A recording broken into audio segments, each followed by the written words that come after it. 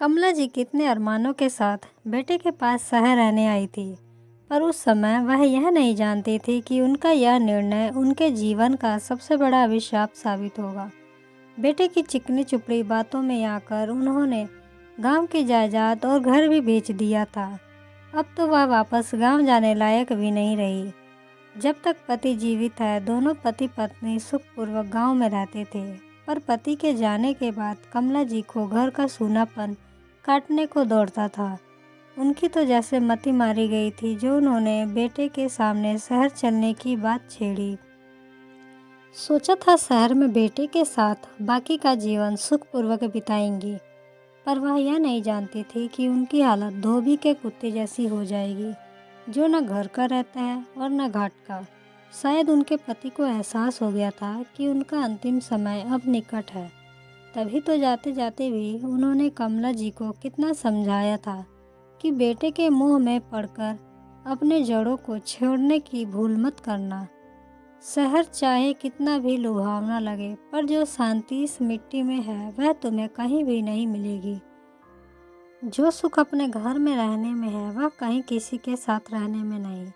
इससे पहले भी एक दो बार उनके बेटे ने माता पिता को साथ ले जाने की बात चलाई थी। कमला जी को तो कब से बेटे के साथ रहना चाहती थी, पर हर बार उनके पति मना कर देते और कहते, बेटा हम यहीं अच्छे हैं, ना तो हम और ना ही शहर हमारे लिए बना है। जो सुख इस गांव की मिट्टी में है वह तुम्हारे शहर में नहीं हो सकता। आज कमला जी को उनकी कही सभी बातें याद आ रही थी। उस समय तो उन्हें यह बातें कड़वी लगती थी और उन्हें लगता था कि पिता होकर भी उन्हें अपने बच्चे पर भरोसा नहीं। तब वह कमला जी को समझाते हुए कहते कि तुम घर के चार दीवारी से कभी बाहर नहीं निकली, पर मैंने जमाना देखा है, इसलिए तुम्हें कहता हूँ बेटे के साथ रहने का सपना छोड़ दो। यह घर तुम्हारा है और तुम इसकी मालकिन हो। यहाँ कोई बंधन नहीं है। अगर तुम वहाँ गई तो तुम्हारा जीना बेहाल हो जाएगा। बेटा हमारी सेवा के लिए नहीं साथ ले जाना चाहता, बल्कि हमसे सेवा करवाना चाहता है। इसमें उसका स्वार्थ छिपा है। अच्छा होगा कि उसका यह स्वार्थी चेहरा तुम ना ही देखो, क्योंकि तुम माँ हो, बर्दाश्त नहीं कर पाओगे। उनकी बात में कुछ कुछ सच्चाई भी थी। जब तक बच्चे छोटे थे तब तक बहू ने कई बार उन्हें अपने साथ ले जाने का प्रयास किया, पर अब जब बच्चे बड़े हो चुके हैं तब बरसों से इस बारे में कुछ कहा ही नहीं है। पर अब की बार खुद कमला जी ने बेटे पर जोर दिया तो वह उन्हें अपने साथ ले जाने को मजबूर हो गया और उसने जल्दी जल्दी से गांव की ज़मीन जायदाद और घर का सौदा कर दिया। उसका सामान देखते ही बहू का मुंह बन गया। रात को उन्होंने बहू बेटे की बात सुनी। बहू नाराज़गी से कह रही थी कि इस मुसीबत को अपने साथ लाने की क्या ज़रूरत थी। बेटा बोला, अब क्या करता, माँ को अकेले वहाँ छोड़ भी नहीं सकता था और अब की बार तो माँ खुद यहाँ आने को तैयार थी। तो तुम ही बताओ किस मुँह से उन्हें मना करता, और तुम नाराज़ क्यों हो रही हो? माँ खाली हाथ थोड़ी आई है, देखो तुम्हारे लिए क्या लाई है। अब माँ भी ज़्यादा दिन की नहीं है, कुछ दिन हमारे साथ रह लेगी, इसमें तुम्हें भला क्या तकलीफ़ हो सकती है? बहू बोली, तकलीफ़ है तभी तो कह रही हूँ।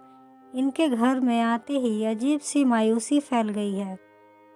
पता नहीं अब कब तक इसे सहन करना होगा, पर कान खोलकर सुन लो, मैं इस बुढ़िया को मुफ्त की रोटियां नहीं देने वाली। काम करेगी तो खाना मिलेगा।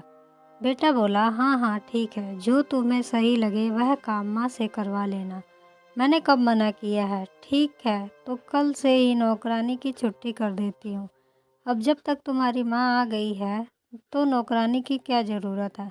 वैसे भी सारा दिन घर में बैठे बैठे वह क्या करेंगी? थोड़ा बहुत हाथ पैर चलाएगी तो उसके लिए अच्छा होगा। बेटा बोला, तुम जो चाहे उनसे काम करवाओ, पर याद रखना उनके साथ अपना व्यवहार शालीन रखना। तुम तो जानती हो सोसाइटी में हमारी कितनी इज्जत है। अगले महीने सोसाइटी में चुनाव होने हैं और मैं खुद को एक आदर्श बेटे के रूप में सभी के सामने प्रस्तुत करने वाला हूँ। इसलिए माँ के साथ थोड़ा प्यार से पेश आना।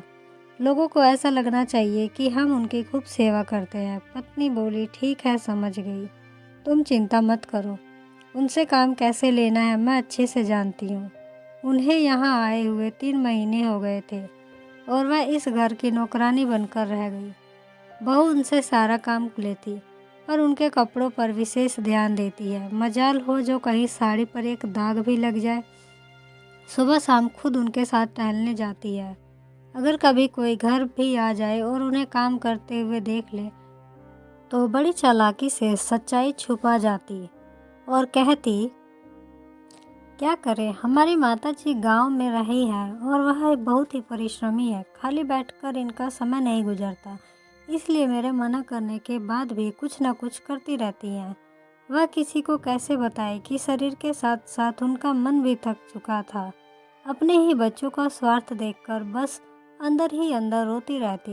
बेटा तो अपने ऑफिस में उलझा रहता और उसके बाद सोसाइटी में की राजनीति में।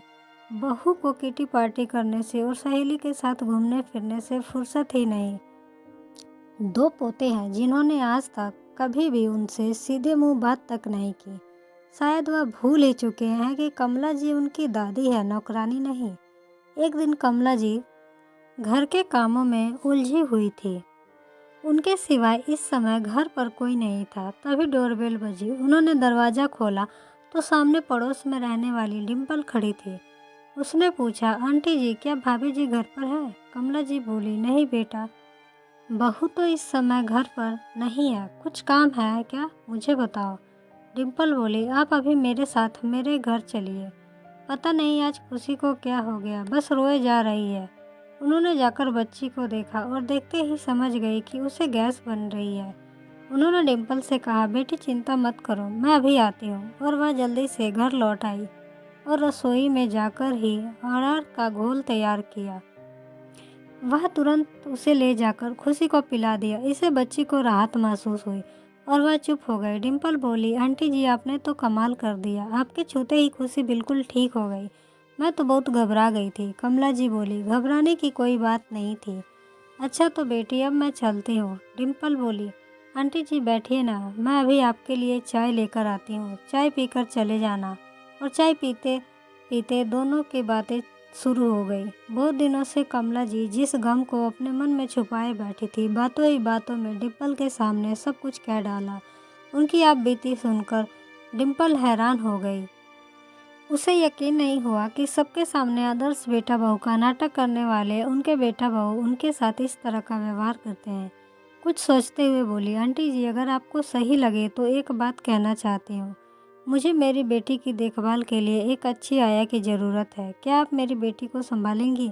इसके बदले मैं आपको हर महीने तनख्वाह दूंगी, साथ ही आप चाहे तो आपके रहने की व्यवस्था भी कर दूंगी। कमला जी बोली, नहीं बेटी, यह मुझे कुछ उचित नहीं लग रहा।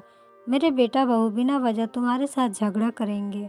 डिम्पल बोली, उनकी चिंता आप मत कीजिए। मैं एक ऐसी एनजीओ से जुड़ी हूँ जो आप जैसी बेसहारा औरतों की सहायता करते हैं। इससे आपके बेटे बहू को भी सबक मिल जाएगा। घर पर वे आपके साथ इतना बुरा बर्ताव करते हैं और बाहर आपके ही कारण लोगों की सहमति प्राप्त करने का प्रयास करते हैं। यह तो बहुत गलत है और यदि आपने कुछ नहीं किया तो समय के साथ चीज़ें और भी खराब होंगी और आप चाहें तो मेरी बेटी के साथ साथ कुछ और बच्चों को भी संभाल सकती हैं। मेरी कुछ सहेलियां हैं जिन्हें मेरी तरह ही अपने बच्चों को आया के भरोसे छोड़कर जाना पड़ता है, और मुझे लगता है यदि आप हमारे बच्चों को संभाल लेंगी तो यह हम सबके लिए खुशी की बात होगी।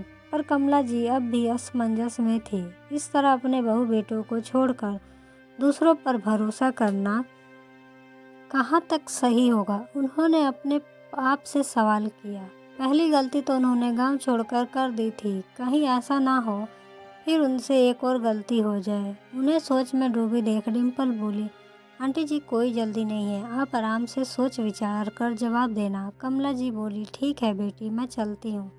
और वह घर लौट आई, पर वह डिम्पल के प्रस्ताव पर गंभीरता से विचार कर रही थी। यह बात सच है कि समय के साथ उनकी हालत इस घर में खराब होगी। बेटे बहू को उनसे ना तो प्यार है और ना ही अब कोई लालच ही बची है जिसकी वजह से वह उनकी सेवा करे।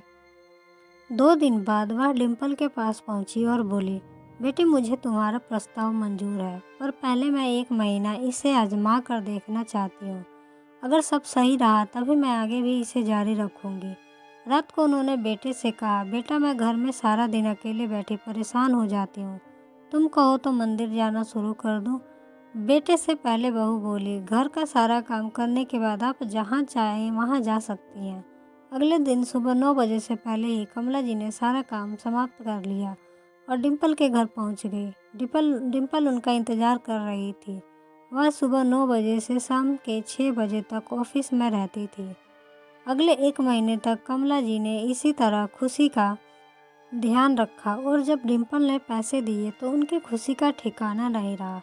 इतने पैसे से वह अपने लिए कोई कमरा किराए पर ले सकती थी। और रही बात उनके खाने पीने की, तो डिम्पल की 3 और सहेलियां उनके पास अपने बच्चों को छोड़कर चली गई।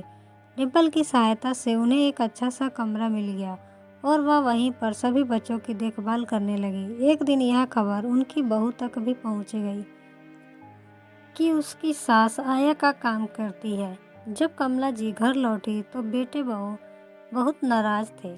बेटे ने कहा, माँ यह तुमने क्या तमाशा लगा रखा है? मेरे घर में तुम्हें क्या कमी है जो तुमने दूसरों के बच्चे पालने शुरू कर दिए हैं? लोग मुझ पर हंस रहे हैं कि मेरी माँ आया है। तुम्हें अपने बेटे के मान सम्मान की जरा भी फिक्र नहीं है। कमला जी बोली, बेटा इस घर में केवल एक ही कमी है, यह तुम्हारा घर है, मेरा नहीं। शायद इसलिए इस घर में मेरा सम्मान भी नहीं है। मैंने दूसरों के बच्चे की देखभाल करनी शुरू की है तो तुम्हारे सम्मान को ठेस पहुंची। जब इस घर में तुमने मुझे नौकरानी बना दिया तब मेरे सम्मान का क्या हुआ? मैं यहाँ नौकरानी बनने के लिए तो नहीं आई थी। मैं तो यहाँ इस आशा से आई थी कि मेरे बेटे का घर भी मेरा घर है, पर जानती नहीं थी यह घर तो केवल बहू का है। पर तुम लोगों ने मुझे वह सम्मान दिया ही नहीं जो एक माँ को मिलना चाहिए था। तुम्हें तो मैं केवल एक बोझ नजर आ रही थी, पर अब तुम्हें चिंता करने की ज़रूरत नहीं है। मैंने तुम्हारा बोझ उतार दिया है। मैं अभी और इसी समय जा रही हूँ अपने घर। और रही बात लोगों की, यह जवाब तुम उन्हें दोगे कि आखिर क्यों तुम्हारी माँ तुम्हारा घर छोड़कर एक आया का काम करने को मजबूर हुई। थोड़ी देर के बाद वे अपना सामान लेकर अपने घर चली गई और घर जाकर वह यह सोचने लगी कि जिस औलाद को माँ बाप इतने प्यार और दुलार से बड़ा करते हैं, उसी औलाद को माँ बाप बुढ़ापे में बोझ लगते हैं।